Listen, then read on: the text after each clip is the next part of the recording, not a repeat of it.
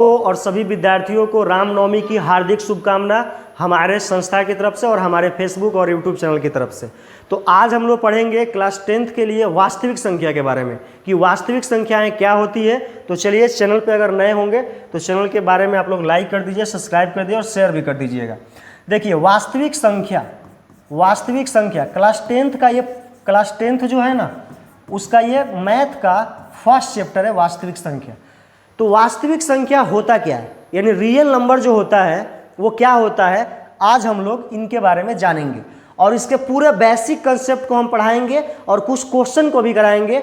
चलिए, real number की अगर बात करें तो रियल नंबर जो है वो किससे मिलकर बना है, रियल नंबर होता क्या है। देखिए, वास्तविक संख्या जो होती है वो दो चीज़ों से मिलकर बनी होती है वास्तविक संख्या। एक होता है परिमेय संख्या, एक क्या होता है परिमेय संख्या, और दूसरा क्या होता है अपरिमेय संख्या। यानी हम बोल सकते हैं कि परिमेय और अपरिमेय संख्या का जोड़ जो होता है, योग जो होता है वो क्या होता है परिमेय और अपरिमेय संख्या का योग जो होता है वही हमारा क्या होता है, वास्तविक संख्या होता है। और बच्चों के मन में यह चल रहा होगा कि सर परिमेय और अपरिमेय संख्या क्या होता है, तो अभी हम बताते हैं कि परिमेय और अपरिमेय संख्या क्या होता है। आप ये जान गए कि वास्तविक संख्या क्या होता है, तो जब भी परिमेय और अपरिमेय संख्याएं जोड़ दी जाएगी, दोनों साथ में रहेगी, तो उनको हम क्या बोल सकते हैं, रियल नंबर बोलेंगे। तो चलिए, अभी जानेंगे हम परिमेय संख्या क्या होता है। तो परिमेय संख्या को हम लोग बोलते हैं परिमेय संख्या। तो परिमेय संख्या जो होता है बाबू, एक मिनट, इधर हमने, चलिए सर नंबर, यह हम थोड़ा सा अंग्रेजी चेक कर रहे थे।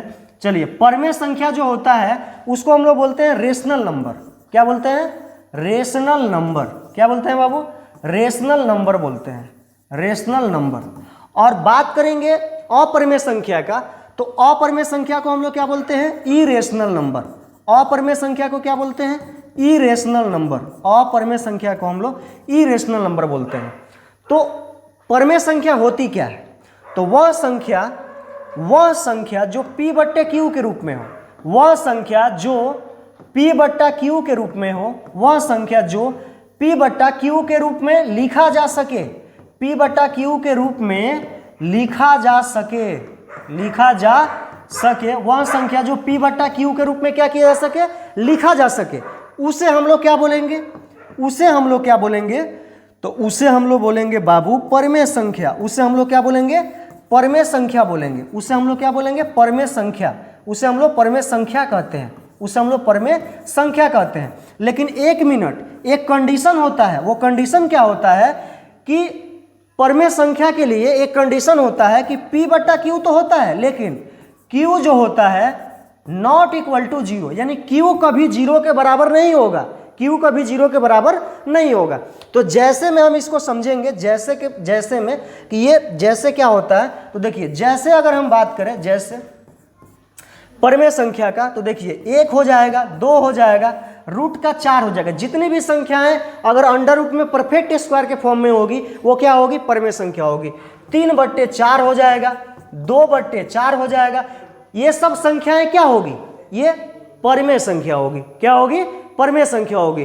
कंफर्म हो गए सभी लोग कि परिमेय संख्या क्या होगी। अब बात करेंगे हम लोग अपरिमेय संख्या के बारे में।